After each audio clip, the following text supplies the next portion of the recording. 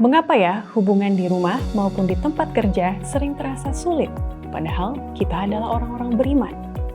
Mari cek 3 hal ini. Pertama, mulailah dari hati yang tunduk kepada Tuhan. Dalam keluarga dan pekerjaan, setiap peran punya tanggung jawab. Bukan soal siapa yang lebih tinggi, tetapi bagaimana kita mencerminkan Kristus di dalam kehidupan kita. Kedua, hiduplah dengan bijak di hadapan orang lain. Cara kita bersikap sehari-hari itu adalah kesaksian hidup. Orang melihat iman kita bukan dari kata-kata saja, tetapi dari cara kita memperlakukan mereka. Ketiga, berucaplah dengan penuh kasih. Firman Tuhan mengingatkan, biarlah perkataanmu selalu penuh kasih. Kata-kata kita dapat membuka hati, bukan menutupnya. So, it starts with you.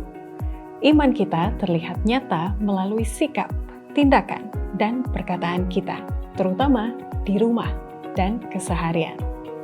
Mari kita dalami nasihat Paulus dalam pelajaran ke-12, kuartal pertama tahun 2026 dengan topik Hidup Bersama Satu Sama Lain.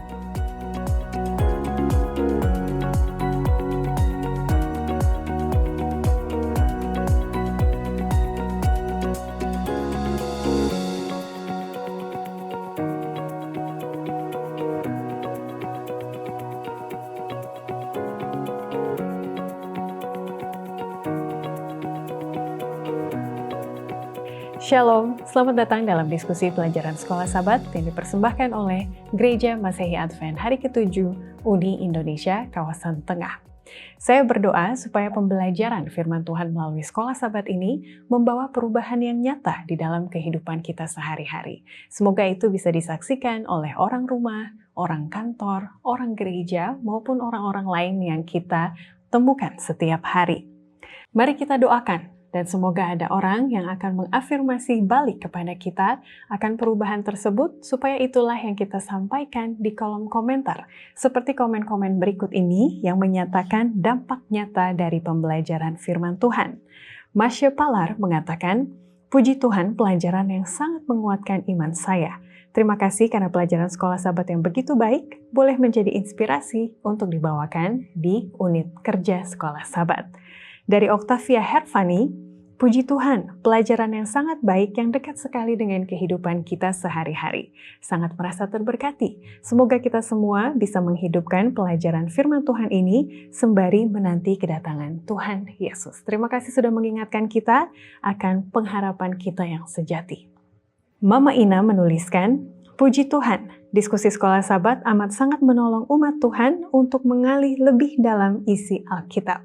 Tuhan Yesus berkati channel ini dan juga tim, semoga menjadi sarana berkat bagi umat Tuhan. Amin, kita doakan bersama. Yopi Asbanu berkata, Shalom, bagi saya, bagian kerendahan hati dan datang kepada Tuhan untuk bertaubat itu paling kena di dalam diri sendiri. Karena di sini kita lihat kebanyakan orang tahu isi Alkitab dan mungkin sudah kita buat ini dan itu, tapi belum berjaya. Jadi apapun itu kita terus belajar secara pribadi dan dekatkan diri pada Tuhan. Terima kasih untuk perenungan dan juga pengingatannya bagi kita. Sarah Malinggato mengatakan, pembahasan tentang firman Tuhan kali ini sungguh sangat menambah semangat saya di dalam mendalami firman Tuhan. Walaupun masih awam, saya suka berbagi kasih Kristus kepada yang belum mempraktikkan ajarannya yang sesungguhnya.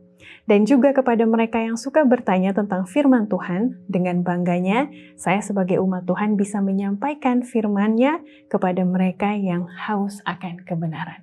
Betul sekali Ibu Sarah, bagi kita yang mau melayani dan juga membantu pertumbuhan iman bagi orang-orang percaya yang baru, kita bisa bagikan video simple, sederhana seperti ini bagi mereka untuk bisa mengikuti pembelajaran firman Tuhan secara lebih mudah. Dari Beverly JS mengatakan, amin, saya benar-benar mendapat berkat dari pelajaran ini.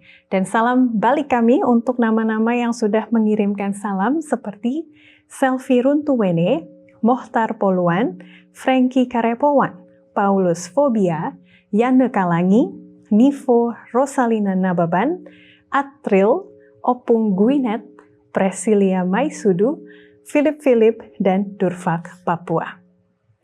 Kami ingatkan nomor yang ada di layar kaca Anda ini bisa menjadi fasilitasi untuk pelayanan doa maupun pembelajaran Alkitab yang lebih personal. Mari kita sambut dua narasumber yang telah hadir di studio Uni Indonesia Kawasan Tengah. Ada Pendeta Robert Gultom dari Jemaat Tamrin City dan juga Saudara Albert Christian dari Hope Channel Indonesia bagian Hope Line Care. Shalom Bapak-Bapak sekalian, Shalom. Selamat datang. Shalom. Terima kasih. Iya, sudah menyanggupi panggilan dari kami. Ini biasanya satu tandem jemaat yang sama, tapi kali ini saya melihat ada kesamaan. Tamrin City, Kalibata City. Jadi city-city people ini semuanya digabungkan ke sini untuk melayani hari ini. Satu misi Pendeta. Satu Iya, misi. betul. Walaupun city-nya berbeda, satu Tamrin, satu Kalibata gitu ya. Kali ini kita akan membahas pelajaran ke-12, tinggal satu lagi Pendeta dan Bang Albert sebelum kuartal ini berakhir.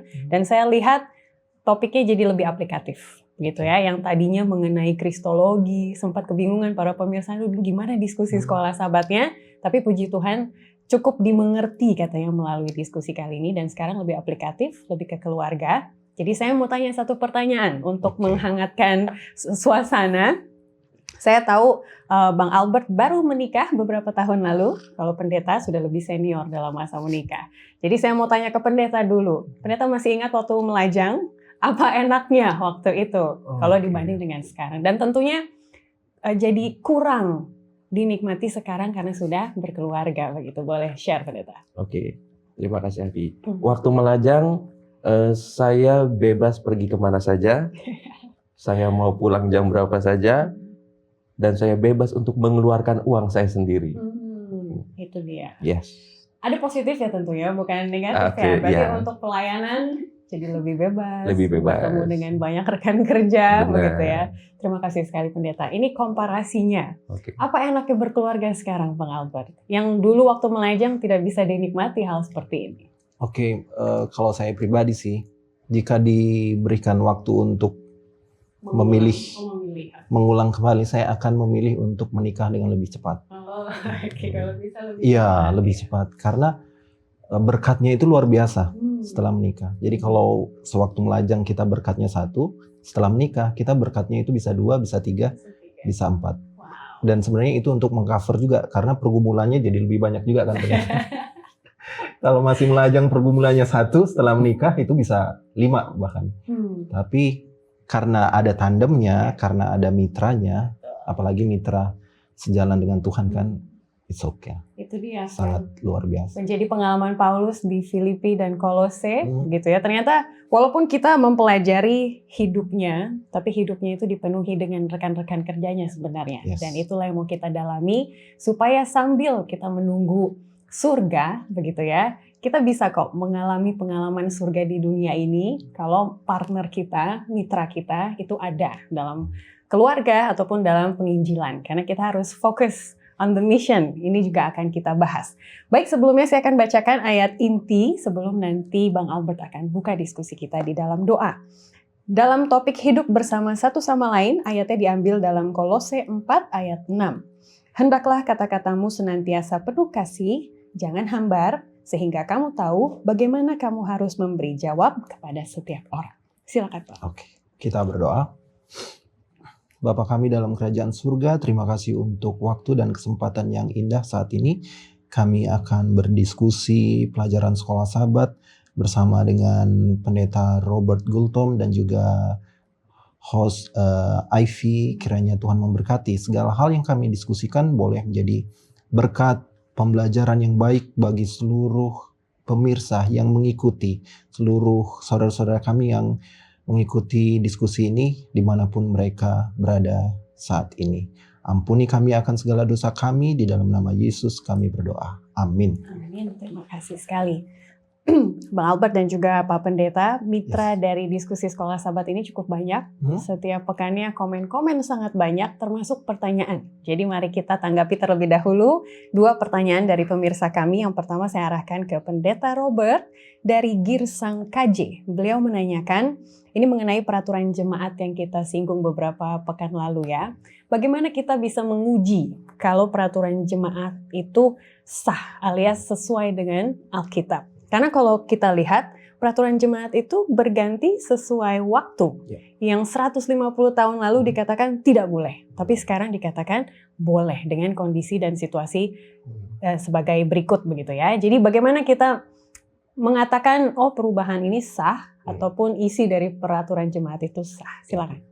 Baik, terima kasih Afi. Jadi ketika orang-orang yang dipercayakan ya, yang duduk dipercayakan untuk membuat peraturan sidang ini, mereka tidak serta-merta sekali kami buat ini itu akan berlaku untuk 100 tahun ke depan, tidak ya. Tapi ketika mereka belajar Alkitab, mereka lihat aplikasi kehidupan manusia, berjalan seiringnya waktu, peraturan itu bisa lebih dikembangkan ya. Sama seperti doktrin gereja kita ya.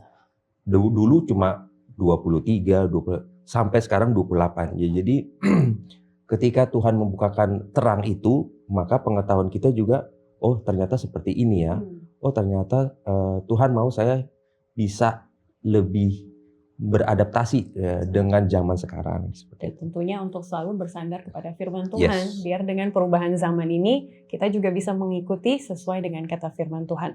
Mengingatkan saya bahwa bukan firman Tuhan yang berubah, tetapi wahyu yang diberikan alias revelation-nya itu yang progresif begitu ya, bukan berarti firman-nya yang bisa diatur-atur begitu, tapi Tuhan yang akan mengarahkan kita. Ada tambahan Bang Albert sebelum kita ke pertanyaan berikutnya? Langsung saja? Boleh langsung. Oke, langsung dari Frankie Karepowan. Dia menanyakan, mengapa ya di banyak gereja banyak yang tidak tertarik pelajaran sekolah Sabat? Bisa diketahui dengan kehadiran. Waktu lagi diskusi, orangnya lebih sedikit, nanti waktu jam khotbah, orangnya lebih banyak. Nah ini saya rasa bukan hanya menanya kenapa, tapi ajakan, himbauan, dan juga mungkin solusi yang mau ditawarkan apa. Silakan. Oke, thank you Ivy. Jadi sebenarnya pertanyaan ini masih memerlukan validasi ya. Betul. Karena harus disurvei lagi gitu. Tapi kalau pertanyaannya kenapa di beberapa gereja ada case seperti ini? Pertama, bisa jadi di beberapa gereja tersebut itu waktu diskusi sekolah Sabat pendeta itu lebih duluan dari jam khotbah. Artinya mereka akan memerlukan lebih banyak waktu untuk prepare. Kemudian cenderung akan telat. Sehingga terlihat nanti waktu sampai di gereja itu hanya di jam khotbah. Dan biasanya ini akan menimpa anggota-anggota gereja yang berada di kota besar. Karena bisa jadi di jalan macet atau banyak hal lah. Nah makanya ada beberapa gereja yang mensiasati ini untuk merubah jam khotbah itu lebih dulu. Baru sekolah Sabat, jam diskusi sekolah Sabat. Tapi jadi kebalik nantinya. Jam khotbahnya telat, diskusi sekolah Sabatnya yang on time gitu. Tapi terlepas dari masalah yang terjadi saat ini, seharusnya yang menjadi ajakan bagi kita adalah gimana supaya kita di hari Sabat itu, Ivy, bisa mendapatkan berkat secara penuh gitu. Baik di jam diskusi sekolah Sabat dan juga jam khotbah. Karena kalau kita di jam khotbahnya saja, maka ya kita anggap itu dapat setengah lah. Tapi kalau dengan lengkap dengan sekolah Sabatnya, kita dapat full. Hanya 1 hari dalam seminggu loh. Masa iya dalam 1 hari seminggu kita juga nggak bisa prepare itu dengan baik. Tapi ini bukan hanya untuk pemirsa ya. Ini untuk saya pribadi dan mungkin untuk teman-teman yang lainnya. Ini menjadi ajakan bagi kita. Saya tahu pendeta banyak komen, tapi memilih untuk bertenang diri pendeta ya, karena itulah pergumulan gembala jemaat juga ya. Bagaimana betul. Untuk menggerakkan jemaat tuh supaya satu begitu geraknya ya kalau boleh, tapi kan otaknya beda-beda, kita betul. Tidak bisa. Dan kalau boleh saya tambahkan Ivy, bagaimana juga supaya kita bisa mengemas diskusi sekolah Sabat itu dengan lebih enteng. Karena tidak semua anggota jemaat itu menyukai diskusi sekolah Sabat pendeta. Karena biasanya itu dibahas dengan terlalu berat, kemudian seringkali terjadi ada adu argumentasi yang kelewat batas di situ. Itu membuat orang yang ingin mencari kedamaian di gereja malah dapatnya seperti itu. Kurang lebih seperti itu. Betul, terima kasih sekali. Saya lemparkan kepada para pemirsa sekalian, apa kira-kira pendapatnya boleh dimasukkan di kolom komen. Dan kami tetap menunggu pertanyaan-pertanyaan yang lain yang berkaitan dengan pelajaran kita untuk dibahas di episode-episode mendatang. Jadi jangan takut untuk berdiskusi karena dalam diskusi juga kan harus interaktif. Jadi ini mode interaktif kita di video ini. Baik, kita akan masuk ke pelajaran kita. Sekali lagi judulnya adalah hidup bersama satu sama lain. Saya mau mengingatkan bahwa tema besar kita adalah bagaimana surga dan bumi itu bisa connect, begitu ya. Kalau kita lihat ajaran-ajaran dari Paulus kepada jemaat Filipi dan Kolose. Kali ini surga itu bisa kita rasakan ketika kita berinteraksi terutama kepada keluarga. Di sini lebih ditekankan kepada keluarga dan juga dalam hubungan kerja kita bisa loh mengarahkan pandangan dan perasaan orang ke surga melalui kita gitu ya. Contoh-contohnya seperti apa? Saya mau arahkan pertama kepada Pendeta Robert Gultom terlebih dahulu, karena kalau kita lihat Alkitab ataupun sistem kekeluargaan yang dipotret, yang digambarkan, itu kan zaman dulu punya. Ada kesan hierarkis, ada kesan patriarkal. Nah tadi ini berhubungan dengan pertanyaan peraturan jemaat tadi. Kan zaman sudah berubah, jadi bagaimana kita mau mengambil prinsip-prinsip yang indah dan baik dari budaya yang sudah tidak relevan lagi, tapi ajarannya masih relevan begitu. Pendeta ada tips supaya kita bisa memiliki pandangan seperti itu. Oke, jadi sesuai dengan pelajaran kita ya, Perjanjian Baru tidak pernah mengajarkan bahwa perempuan harus tunduk kepada semua laki-laki, atau bahwa istri harus menjadi bawahan atau bisa ditindas kayak gitu ya. Ataupun bahwa mereka harus secara buta mengikuti setiap keinginan atau kehendak suami mereka. Jadi ketika Alkitab mengatakan ini, banyak orang langsung mengambil kesimpulan, nah lihat kan, kamu harus tunduk. Kamu harus tunduk. Ya. Tapi jangan lupa ada garis bawah di dalam Tuhan. Ya. Kalau memang suaminya di dalam Tuhan, ya kenapa tidak? Gitu. Tapi masalahnya, ya suaminya di dalam apa? Istrinya juga bingung-bingung gitu kan. Akhirnya juga, oh apakah firman Tuhan mengatakan demikian? Ya. Kalau saya berpikir, ya pelajaran kita bagus sekali gitu kan. Bahkan dibilang, istri itu pertama harus tunduk kepada Tuhan. Ketika istri itu tunduk kepada Tuhan, dia nggak usah diajarin untuk tunduk sama suaminya. Tapi kalau yang lain, ya masih harus banyak belajar lah. Betul, jadi saya mau kutip dari pelajaran hari Selasa karena kan disinggung juga tentang perbudakan. Yang kita tahu itu adalah sejarah kelam dari dunia. Lalu apalah yang mau kita ambil dari perbudakan? Ini kutipan dari hari Selasa dikatakan, bahkan sekalipun kita mungkin tidak menyukai situasi budaya di mana beberapa teks Alkitab ditulis, kita tetap harus menerima otoritas teks itu sendiri. Jadi kita diajak untuk melihat firman terlepas dari budayanya. Lalu firman itu kita ambil, kita renungkan bagaimana ya kita terapkan itu sekarang. Dan itu juga nanti dikatakan maka dianjurkan supaya kita melihat suatu topik di Alkitab itu secara lebih luas. Jadi makanya kita bukan hanya mengambil dari Kolose mengenai sistem kekeluargaan, tapi kita juga mengambil contoh dari perbudakan, kisah dan juga Alkitab, maksud saya kitab-kitab lainnya begitu ya untuk mencari kesamaannya. Saya mau bertanya berikutnya ini Bang Albert, kita akan langsung ke pertanyaan hari Jumat nomor 1 karena kalau melihat hubungan suami istri gitu ya, tadi kan kita sudah settle ya mengenai prinsip Alkitabnya. Sekarang pada praktiknya di pelajaran hari Minggu itu ada karakteristik keluarga Kristen lah ya, yang ideal gitu ya. Suami istri harus berdiskusi bersama karena tidak ada tuh sistem patriarki seperti yang kita sudah settle tadi. Lalu apalagi nasihat yang mungkin Bang Albert bilang, oh bener juga Alkitab ya. Kalau saya praktikin di rumah, wah itu maknanya jadi seperti Abang bilang tadi ya, berkatnya jadi bisa double, triple, dan lain-lain ya. Apa saja yang mau ditekankan? Silakan. Oke, kalau kita berbicara soal hubungan suami istri ya, Ivy.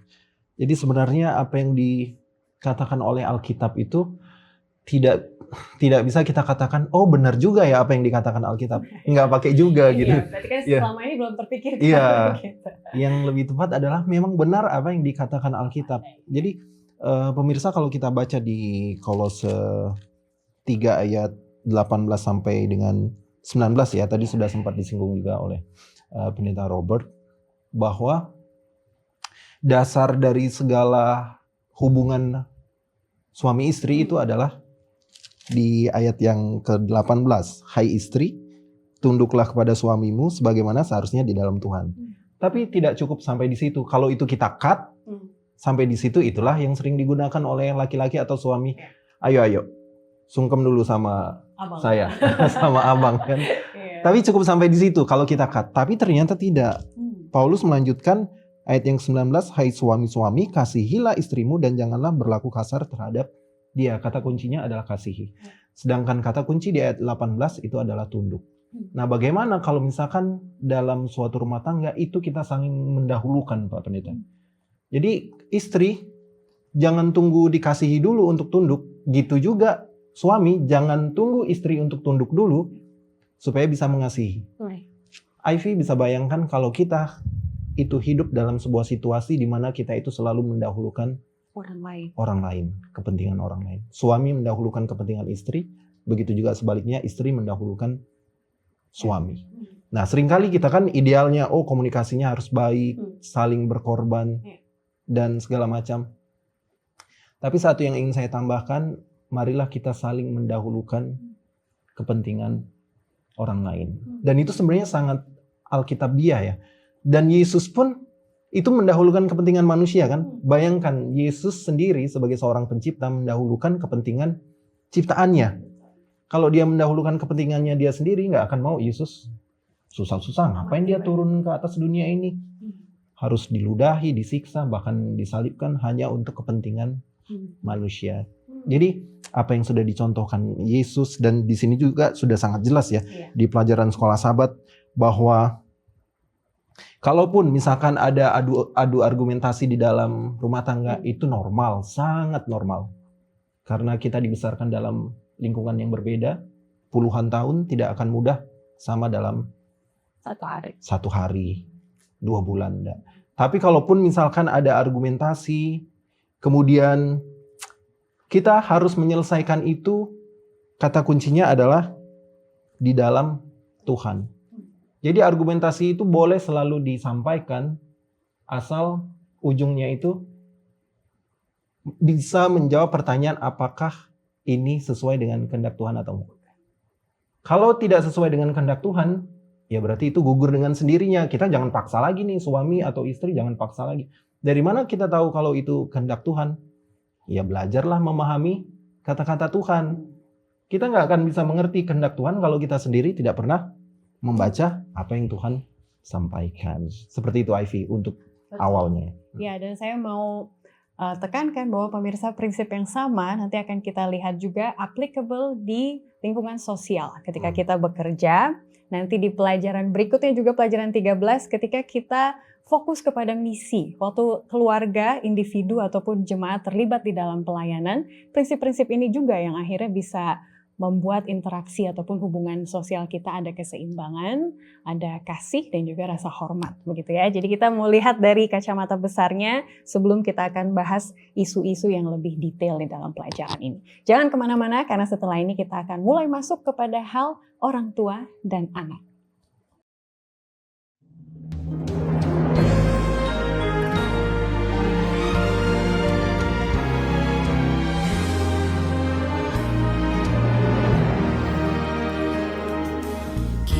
Terpanggil untuk beritakan hanya Yesuslah jalan.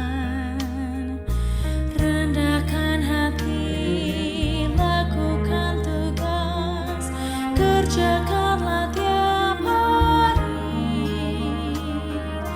Nubuat digenapi, janganlah lega, kabarkan tentang Yang Maha Kasih, serahkan hidupnya, Dialah Juru Selamat. Berdasar Alkitab, tekun pada misi, hingga lihat Tuhan datang.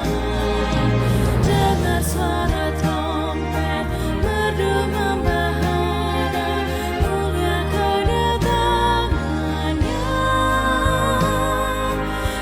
Raja segala raja, agung dan berjaya, sungguh mulia hari itu.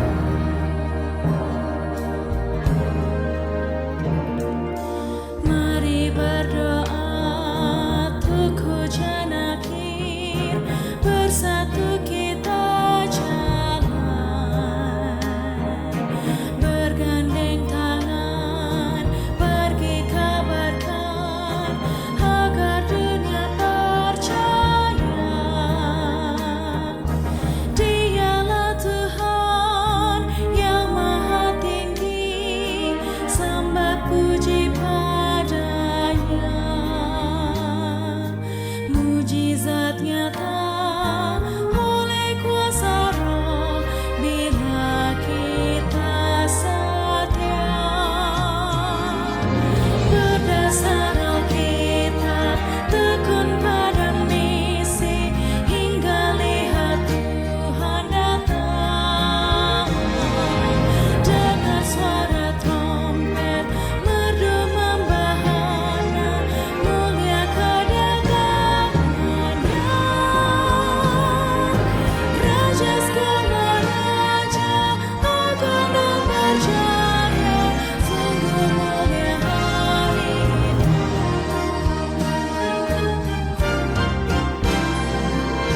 Berdasar Alkitab, tekun pada misi, hingga lihat Tuhan datang.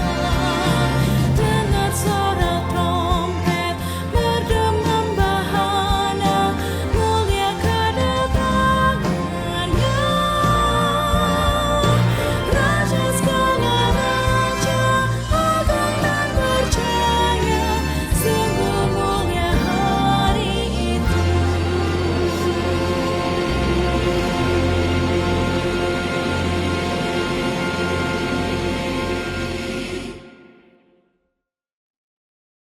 Terima kasih masih bersama kami. Tadi kita sudah menegaskan bahwa ketika kita hidup bersama orang lain harus ada keseimbangan, harus ada kasih, saling menguntungkan, saling membantu gitu ya untuk build on one another seperti itu. Tadi itu dalam hubungan suami istri, sekarang kita masuk ke hubungan orang tua dan anak. Ini topiknya kalau saya lihat berat juga pendeta karena sangat relevan dan ketika kita melihat kiri kanan depan belakang di jemaat mungkin ada juga case yang seperti ini di mana pertumbuhan kerohanian anak itu sangat dipengaruhi oleh kerohanian orang tua, tapi penelitian yang dituliskan di dalam Sekolah Sabat ini lebih berat kepada ayah. Begitu. Nah, pendeta sendiri dalam pengalaman, pengamatan, dan juga perenungan pendeta untuk pelajaran ini, apa yang pendeta mau tekankan? Oke, terima kasih Evi. Pelajaran kita menekankan bahwa jangan hanya kita berteori-teori. Ya. Kita juga harus kasih teladan, kita harus kasih praktek ya. Anak-anak yang dididik dengan benar dalam Tuhan melalui ajaran dan teladan, mereka akan menjadi berkat bagi keluarga, gereja, dan masyarakat luas. Jadi kalau orang tua bilang, kamu ke gereja, tapi anaknya lihat, bapak aja nggak ke gereja. Kamu ke gereja, kamu ikut acara PA, kamu aktif di gereja. Lalu anaknya lihat, mama aja nggak aktif di gereja. Ya gimana saya mau aktif di gereja? Gimana saya mau rajin ke gereja? Bapak sama mama aja nggak kasih contoh. Jadi kalau dibilang anak zaman sekarang kritis, ya iya, sangat-sangat kritis. Dan mereka hidup di zaman yang kasih contoh dong. Jangan hanya teori gitu ya. Jadi kembali lagi kepada kita orang tua ya. Kalau saya mau anak saya berubah, saya harus berubah. Orang tua harus berubah. Kalau saya mau anak saya rohani, saya harus rohani duluan. Kalau saya mau anak saya aktif di gereja, saya harus aktif di gereja duluan. Iya, saya bisa membayangkan Bang Albert sebagai Hope Line Care di Hope Channel pasti pernah mendengar curhatan orang tua yang ini ya. Aduh, anak saya susah dibilangin, terutama dalam masalah kerohaniannya. Dan kita harus menerima bahwa yes, idealnya seperti itu, tapi kalau tidak ideal, kalau bapak kita sendiri itu bukan menjadi, maksud saya tidak mendiskriminasi bapak ya, bapak dan ibu lah ya, orang tua tidak menjadi teladan yang baik. Apa langkah yang bisa kita ambil sebagai anak yang sudah dewasa? Apa peran orang tua di jemaat gitu ya, tanpa jangan campuri urusan rumah tanggaku, misalnya seperti itu. Apa yang bisa kita lakukan? Silakan. Langsung ke aplikasinya ya, Ivy. Ya. Jadi yang penting adalah kita harus fair juga Pak Pendeta, bahwa tidak semua seorang ayah ataupun seorang ibu lah, termasuk kedua orang tua, itu memiliki modal yang cukup ataupun latar belakang yang cukup untuk menjadi orang tua yang baik. Kan realitanya seperti itu. Harus diakui. Harus diakui. Apalagi di negara kita lah. Banyak banget gitu yang tidak mendapatkan kesempatan untuk menjadi orang tua yang baik. Dari segi ekonomi mungkin, dari segi pendidikan, ataupun latar belakang sosial. Nah sekarang pertanyaannya, bagaimana kalau salah seorang tersebut tidak menjadi orang tua yang baik, dan bagaimana itu imbasnya ke anaknya? Oke, untuk semua anak-anak, kalau Termasuk saya. ya termasuk saya, dan ini teguran untuk saya pribadi juga Pendeta. Kalau kita baca dalam Kolose 3 ayat yang ke-20, hai anak-anak, taatilah orang tuamu dalam segala hal, karena itulah yang indah di dalam Tuhan. Artinya apa, Ivy? Dari ayat ini sebenarnya kita bisa tarik satu kesimpulan. Tidak akan pernah menjadi sebuah beban bagi kita kalau kita menghormati orang tua kita, terlepas orang tua kita itu pantas untuk dihormati atau tidak. Seperti itu. Jadi kalaupun menurut pemandangan dunia atau menurut pemandangan kita, oh sebenarnya bapak saya ini nggak layak nih dihormati. Tapi berlakulah kita sebagai anak ini, sebagai anak terang gitu. Apa yang harus dilakukan sebagai anak terang? Ya kita menghormati orang tua kita. Karena apa? Karena kita tidak akan mungkin bisa merubah masa lalu, di mana orang tua kita tidak memperlakukan kita dengan baik, itu tidak akan pernah bisa berubah. Tapi yang bisa kita rubah adalah respons kita terhadap keadaan tersebut. Jadi kalaupun orang tua kita divorce bahkan, ataupun tidak memperlakukan kita dengan baik, it's okay. Kita datang kepada sumber kesembuhan yang sejati. Siapa? Datanglah kepada Yesus itu. Karena kita tidak akan pernah menemukan kesembuhan itu kecuali kita datang kepada Yesus dalam doa, dalam segala penyerahan. Dan itulah yang bisa kita rubah untuk masa depan kita. Jadi kita tidak akan pernah bisa merubah masa lalu. Seperti itu, Ivy. Mungkin ada lagi dari Ivy Terima kasih Bang. pendalamannya. Peran dari jemaat Pendeta. Karena waktu melihat, wah ini anak orang, gimana ya, peran orang tuanya kurang.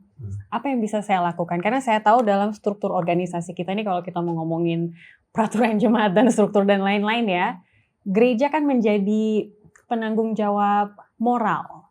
Kalau ada abuse, maksud saya begini Pendeta, kalau ada abuse, gereja harus melindungi. Kalau ada ini, gereja harus ambil action. Jangan karena budaya kita, budaya timur gitu, itu kan urusan keluarga, jangan kita besar-besarkan atau mereka lah yang urus gitu ya. Karena ini ya pernah lah dibahas di beberapa pertemuan gereja di level organisasi gitu kan ya.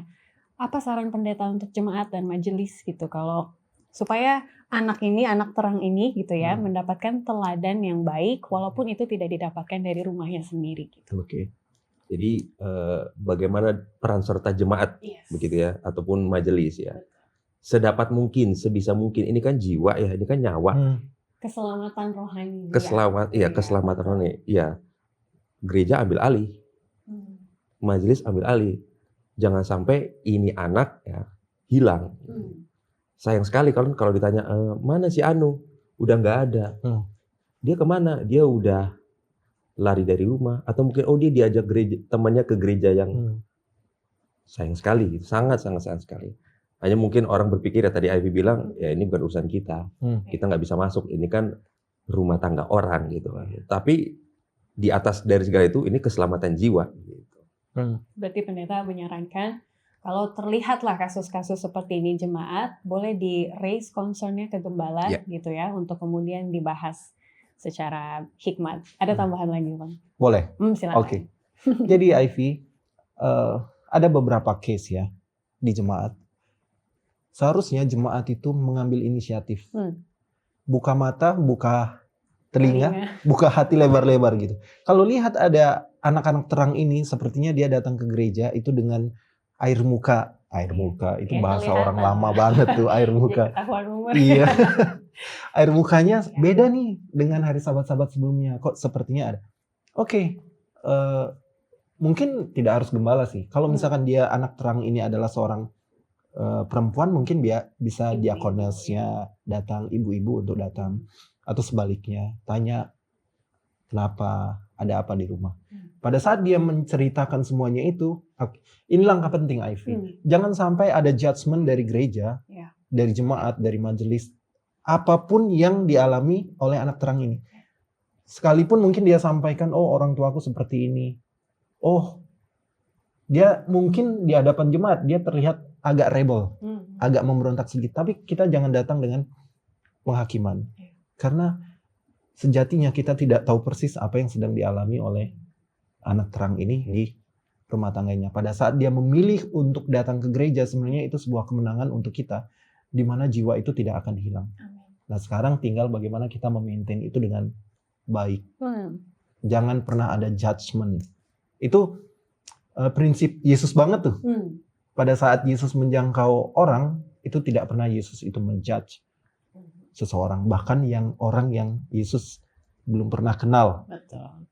Walaupun Yesus sebenarnya mengenal dengan pasti orang tersebut kan. Tapi Yesus tidak pernah menghakimi orang tersebut. Itu prinsip dasar sih. Sikap itu juga yang diambil oleh Paulus kemudian. Karena dia walaupun ada segregasi gitu ya. Orang Kristen mantan Yahudi. Orang Kristen yang non-Yahudi. Tapi Paulus kan mau masuk ke dalamnya. Dan dia lihat bahwa dari keluarga, dari interaksi kita dengan coworker, kita bisa kasih lihat kepada mereka nilai-nilai Kristiani yang surgawi gitu ya. Keluarga kita berbeda dengan keluarga duniawi karena kita punya prinsip-prinsip ini.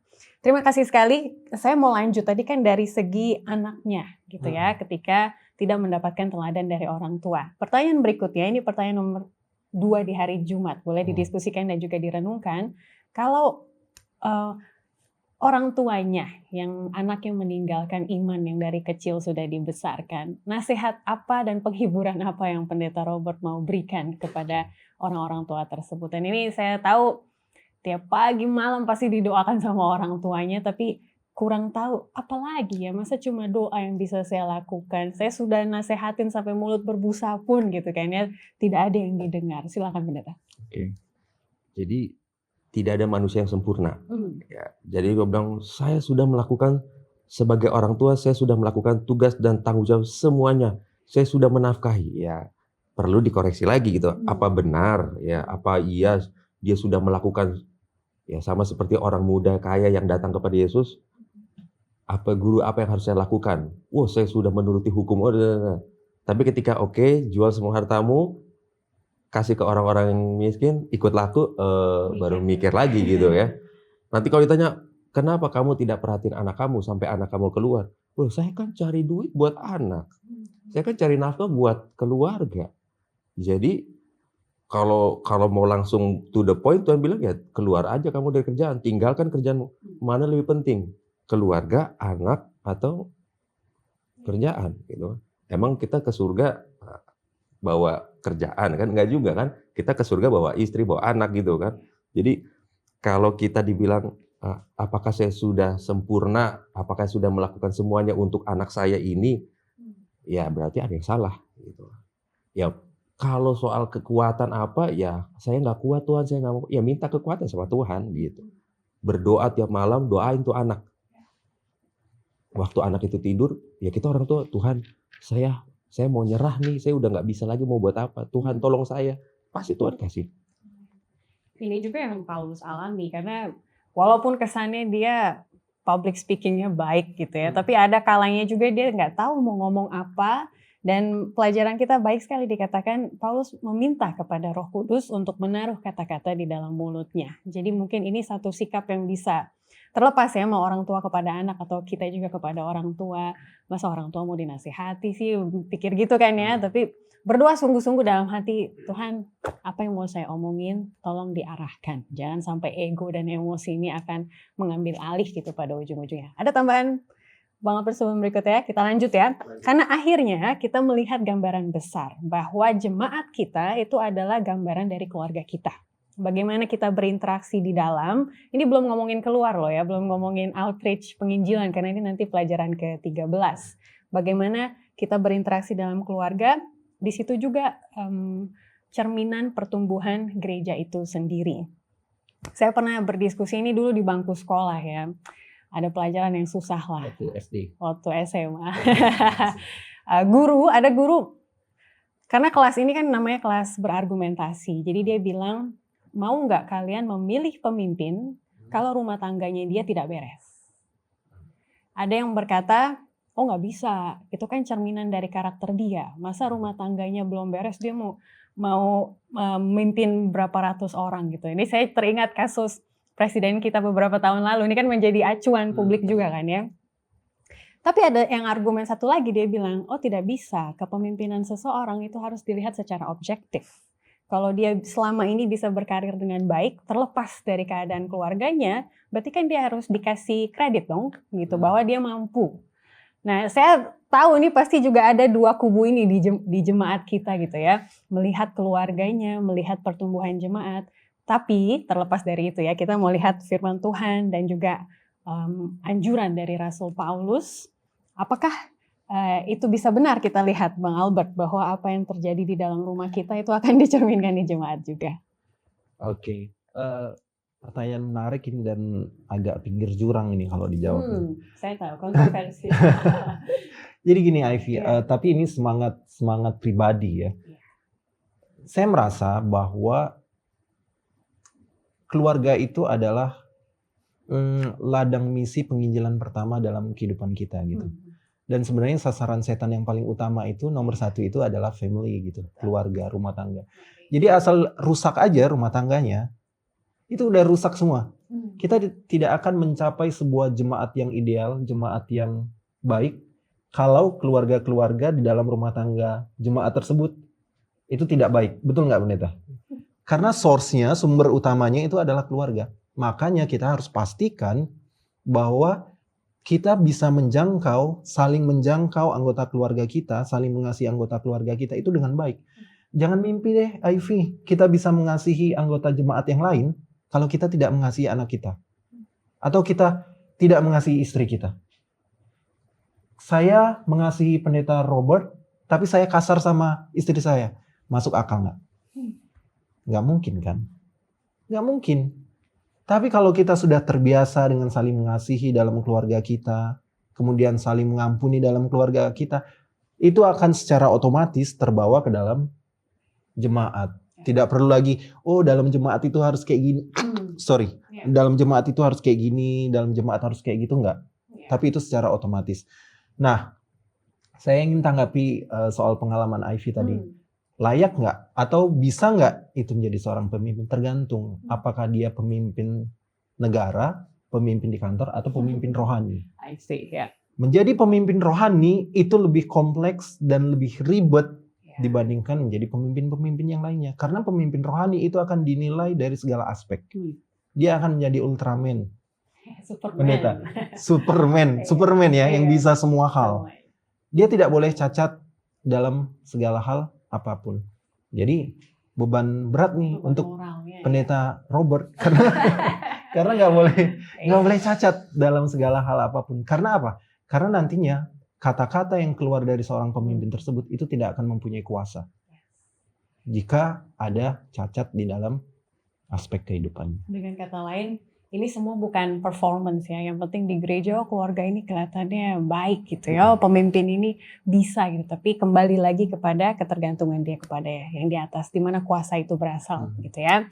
Kita punya waktu sedikit. Kita akan move on dari keluarga. Kita masuk ke ranah kerja kita. Jadi para pemirsa yang tadi ada pendapat ataupun pertanyaan mengenai hidup bersama di dalam keluarga. Sudah cukup panjang dan pelik kita diskusikan. Silakan dimasukkan di kolom komen. Mengenai pekerjaan, saya lihat pelajaran kita membagi dua ya. Sebagai atasan, kalau kita adalah seorang pimpinan ataupun kita seorang karyawan. Jadi secara singkat-singkat saya ke Pendeta Robert terlebih dahulu. Bagi para atasan yang memiliki kuasa untuk mengatur bawahannya, apa prinsip nasihat Alkitab dari tulisan Paulus kali ini? Saya adalah umat Tuhan. Ya. Saya adalah hamba Tuhan. Tapi Tuhan tidak pernah semena-mena sama saya. Itu artinya saya juga nggak boleh semena-mena sama bawahan saya. Betul. singkat padat dan jelas Yes. sekali, tapi kita sudah pahami maksudnya. Sebagai karyawan, sebagai orang yang bekerja untuk seseorang, apa nasihat Paulus bagi kita? Oke, saya minimal ada 2 poin ya Ivy yang Silakan. Paulus ingin tekankan. Yang pertama adalah dalam Kolose 3 ayat yang ke-22. Taati Tuhanmu bukan hanya di hadapan mereka saja, melainkan dengan tulus hati karena takut akan Tuhan. Di sini Paulus sedang berbicara soal integrity, soal integritas. Jadi integritas itu adalah satu hal yang kita tetap akan lakukan yang baik walaupun tidak ada orang yang melihat. Jadi bukan hanya manis di muka atasannya, tapi di belakang pun dia akan tetap lakukan yang terbaik. Bukan untuk atasannya kalau kita lanjut di ayat berikutnya, tapi melakukan segala sesuatunya itu untuk Tuhan. Jadi bukan hanya hubungan dengan sesama manusia, tapi kita memandang sebuah hubungan kerja ini adalah sama seperti kita melayani Tuhan itu sendiri. Tentunya dalam koridor yang baik ya, seperti itu Ivy. Singkatnya seperti itu. Amin. Terima kasih. Ini sebuah teguran bagi yang suka berbicara di belakang gitu ya. Mungkin ada grup WhatsApp sendiri Iya. untuk di Biasanya kantor grup WhatsApp-nya 2 orang biasanya, Iya. atau maksimal 3 orang. Itu dia. Baiklah, kita akan kembali lagi. Jangan kemana-mana, kita akan simpulkan dan tentukan aplikasi untuk pekan ini.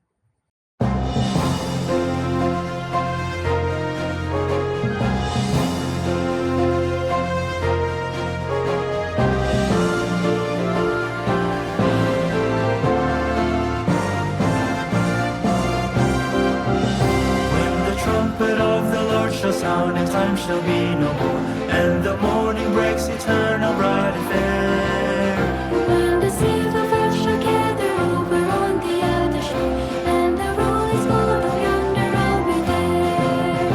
When the roll is called up yonder, When the roll is called up yonder, when the roll is called up yonder, when the roll is called up yonder, I'll be there.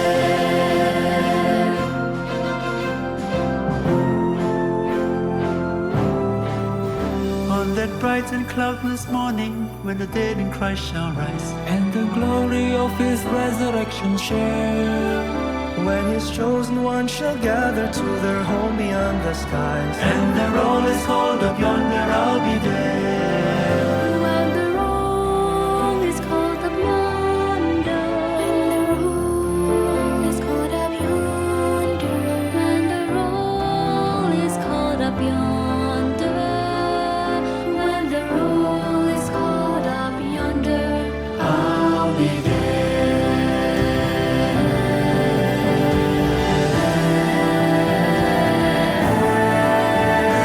let us labor for the Master from the dawn's setting sun. Let us talk of all His wondrous love and care. Then when all of life is over and our work on earth is done, And the roll is called up yonder, I'll be there.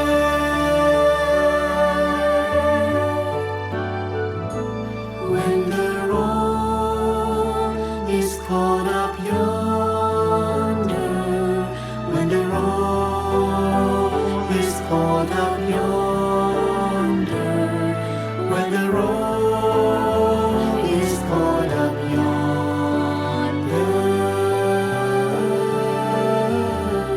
when the roll is called up yonder, I want to be there.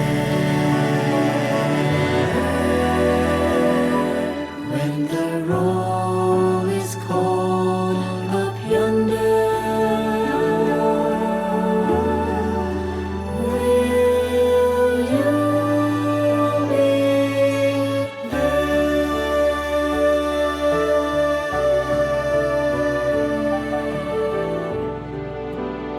Please be there.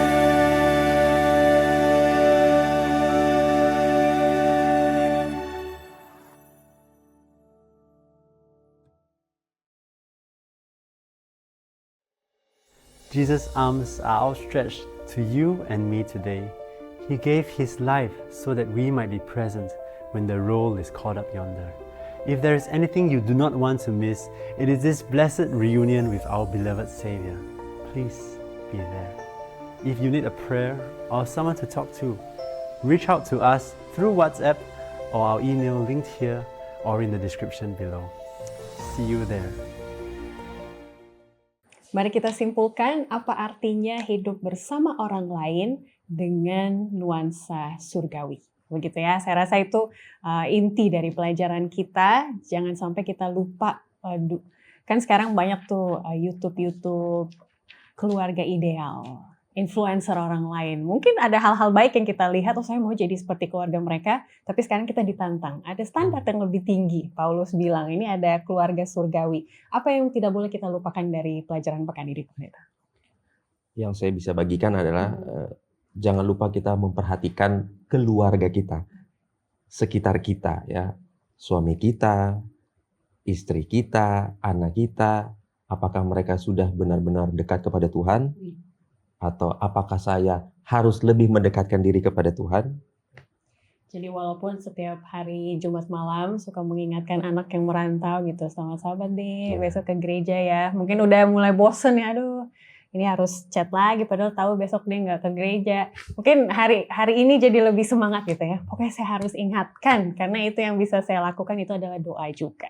Terima kasih Pendeta. Sebagai aplikasinya Bang Albert, ada tidak contoh-contoh praktis yang bisa kita lakukan apakah di keluarga, di tempat kerja ataupun di kehidupan bertetangga gitu, silakan. Oke, Ivy. Jadi sebenarnya keluarga ini adalah ladang misi yang paling pertama dan paling utama. Kemudian yang kedua adalah itu area tempat kita bekerja. Makanya tadi ada fokusnya keluarga dan hubungan kita dengan rekan kerja. Karena apa? Karena hampir seluruh hidup kita itu hanya dihabiskan di dua tempat ini. Betul nggak, Pendeta? 10 jam kerja. Iya, di keluarga dan di tempat kerja. Jadi aplikasinya adalah yang bisa kita lakukan bagaimana at least minimal kita itu boleh menjadi terang di mana tempat kita berada. Kita pertajam lagi, kita jangan deh bikin sakit hati keluarga di tempat kita, orang lain di tempat kerja. Kita pertajam lagi, mari kita menjadi terang, mari kita menjadi berkat dimanapun kita berada. Kalau kaitannya dengan sekarang, mungkin hanya satu toples kue nastar untuk rekan kerja itu akan menjadi berkat. Iya. Untuk dia, ternyata Ivy orangnya penuh berkat ya, mau mengasihi orang lain, perhatian dengan orang lain. Kalau di dalam keluarga, mungkin sebungkus nasi goreng untuk anak istri kita saat kita pulang kerja itu akan bernilai maknanya dibandingkan kalau mereka beli sendiri. Seperti itu contoh yang paling sederhana yang Ivy, dan banyak lagi contoh-contoh yang lain yang seperti itu. Berarti mungkin suami bisa telepon, malam ini gak usah masak. Ya. Nanti aku beli nasi goreng. Kok tumben? Soalnya habis ikutin diskusi sekolah sahabat kan. Baiklah, apapun itu, kalau ada ide-ide bagus menggunakan masa Ramadan, silahkan dicantumkan di kolom komen apa ya yang bisa kita lakukan untuk membuat minggu ini lebih spesial. Baik, terakhir saya minta kesediaan Pendeta Robert untuk berdoa, terutama untuk pemirsa dan keluarganya, supaya ada surga di dunia di dalam rumah tangga masing-masing. Oke, kita bersatu dalam doa. Bapa di surga, Bapa yang penuh kasih, terima kasih Tuhan oleh karena Kau telah menyertai diskusi Sekolah Sahabat ini. Biarlah apa yang kami sudah dengarkan, apa yang sudah kami pelajari, boleh kami praktikkan di dalam rumah tangga kami masing-masing. Kami boleh merasakan suasana surga di dalam rumah kami. Kami boleh memperhatikan satu dengan yang lain. Kami boleh menjadi terang, boleh menjadi berkat dimanapun kami berada. Memberkati semua pemirsa yang sudah mengikuti, kiranya Tuhan menolong mereka untuk mengajak keluarga mereka lebih dekat, lebih setia kepada Tuhan. Terima kasih Bapa, ampuni kami dari segala dosa. Dalam nama Tuhan Yesus kami berdoa. Amin. Amin. Terima kasih untuk Pendeta Robert Dultom dan juga Bapak Albert Christian untuk pelayanannya. Salam kami bagi anggota Jemaat Tamrin City maupun tim Hope Channel Indonesia yang sudah menonton video ini sampai akhir. Jika berkenan, boleh say hi kepada kita semua melalui kolom komentar. Semoga itu menambah semangat kita sambil belajar dan melihat komentar. Kita bisa saling terhubung melalui media sosial Gereja Advent Indonesia Tengah Mari ikuti kami dan ingat juga untuk membagikan video ini bagi teman, keluarga, maupun anggota jemaatnya. Sampai berjumpa pekan depan, mari kita rangkumkan pelajaran Sekolah Sabat selama kuartal pertama di tahun 2026 ini. Tuhan memberkati.